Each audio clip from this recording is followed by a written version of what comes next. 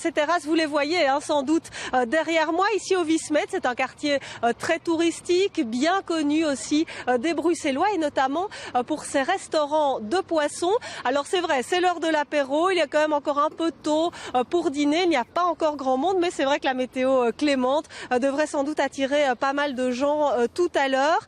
L'idée, c'est d'avoir des terrasses harmonieuses et design, et les commerçants qui étaient candidats se sont tournés vers Atrium. Martin Ringlet, vous êtes responsable communication chez Atrium.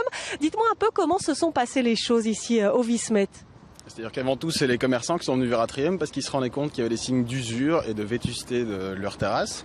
Donc le projet a été sélectionné dans le cadre de l'appel à projet d'Atrium, ce qui a permis d'obtenir un financement, un soutien de la région de Bruxelles-Capitale à hauteur de 25 000 € et un soutien de 5 000 € de la ville de Bruxelles.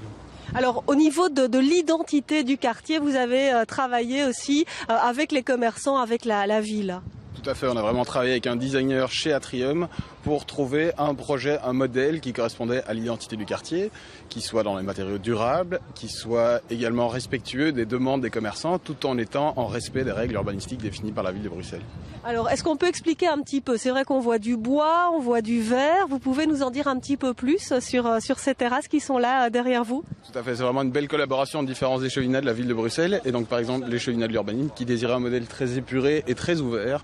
Donc, on peut le voir ici, le modèle qui a été proposé d'ailleurs était à près de la moitié du prix que celui qui était désiré à la base des commerçants. Et donc, ça donne un rendu qui est assez efficace puisque ça met vraiment en valeur la terrasse en tant que telle, et les gens qui se trouvent sur la terrasse ont un peu l'impression d'être justement au milieu de l'eau, ce qui est un peu la vocation de ce quartier, puisqu'à la base c'était le quai du bois à brûler, le quai aux briques, c'était l'ancien port de Bruxelles ici, donc ça permet vraiment de retrouver cette identité de ce quartier emblématique de Bruxelles.